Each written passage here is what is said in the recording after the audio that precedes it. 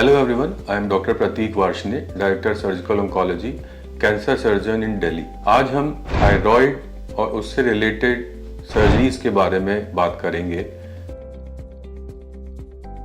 तो thyroid gland एक हमारा एंडोक्राइन ग्लैंड होता है जो मिडलाइन ऑफ नेक में होता है और इसमें कुछ बीमारियों की वजह से इसका साइज बढ़ जाता है, तो हम इसके ट्रीटमेंट के लिए सर्जरी करते हैं। तो ये थायराइड एनलार्जमेंट बहुत सी डिजीज में हो सकता है, वो कैंसर भी हो सकते हैं और सादा गॉइटर जो हम कहते हैं उस सिचुएशन में भी ये एनलार्ज हो जाते हैं। तो अगर हम एक्सटेंट ऑफ डिजीज़ की बात करें कि थायराइड एनलार्जमेंट में क्या क्या डिजीज़ेस हो सकती हैं, तो वो है सॉलिटरी थायराइड नोड्यूल, यानी कि एक छोटा सा नोड्यूल होना, डिफ्यूज गॉइटर जिसमें कि दोनों तरफ के ग्लैंड्स बढ़ जाते हैं और एक बड़ा सा स्वेलिंग धीरे धीरे डेवलप हो जाता है, और third enlargement of thyroid because of malignancy या कैंसर। तो इसके साइंस और सिम्टम्स क्या होते हैं?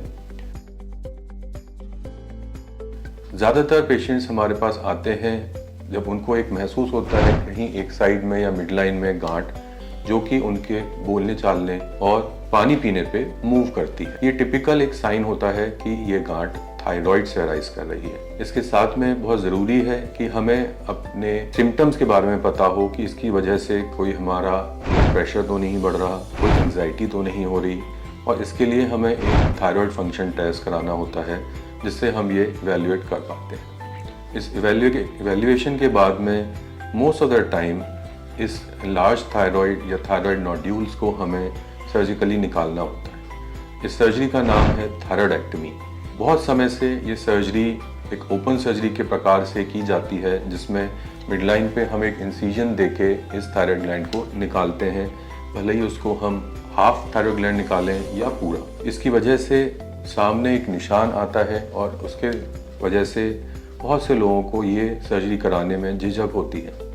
तो मैं आपको बताना चाहूँगा कि with the development of science अब ये सर्जरी हम स्कारलेस वे में कर सकते हैं, या कह सकते हैं कि हम नेक के इस इंसिजन को टोटली अवॉइड कर देते हैं और एक तरीके से लेप्रोस्कोपिक सर्जरीज जो एब्डोमेन की होती हैं उसी प्रक्रिया से हम थायराइडेक्टमी भी कर पाते हैं। मेनली अब ये सर्जरी अगर हमें स्कारलेस करना है तो हम रोबोट की हेल्प से जब इस सर्जरी को करते हैं तो उसको हम बोलते हैं रोबोटिक थायराइडेक्टमी। जनरली अगर हम इसको अर्ली स्टेज पे पकड़ लेते हैं तो इसको हम रोबोटिकली ज़्यादा अच्छे रिजल्ट्स दे पाते हैं। तो मैं ब्रीफ में आपको बताना चाहूँगा कि ये रोबोटिक थायराइडेक्टमी किस तरीके से की जाती है। जो पेशेंट्स को इस पार्ट में पता होना चाहिए कि उनको हम मिडलाइन में इंसिजन दिए बगैर छोटे छोटे 8 मिलीमीटर के इंसिजन्स क्लेविकल के नीचे, मतलब हमारी कॉलर बोन के नीचे 4 करते हैं और उसके थ्रू ही हम फ्लैप उठा के इस पूरी सर्जरी को कंप्लीट करते हैं। इस सर्जरी के दौरान बहुत ज़रूरी होता है कि हम नर्व जो हमारी वॉइस जनरेट करती है उसकी इंजरी को बचाएं, और थायराइड के पास में कुछ ग्लैंड्स होते हैं, पैराथायराइड ग्लैंड्स, उनको भी इंजरी होने से बचाना बहुत ज़रूरी होता है। तो जब हम ये सर्जरी रोबोटिकली करते हैं तो हमें एक बहुत मैग्नीफाइड व्यू मिलता है, जिसकी वजह से हम ये दोनों कॉम्प्लिकेशंस अवॉइड कर पाते हैं। इसकी वजह से हम किसी भी वॉइस चेंज को अवॉइड करते हैं, और पैराथायराइड ग्लैंड की इंजरी की वजह से पेशेंट्स को कैल्शियम की कमी होने से बचा पाते हैं। तो कहने का मतलब है कि अगर हम ये सर्जरी रोबोटिक करें तो ज़्यादा अच्छा कॉस्मेटिक रिजल्ट तो मिलता ही है, साथ में जो मेन कॉम्प्लिकेशंस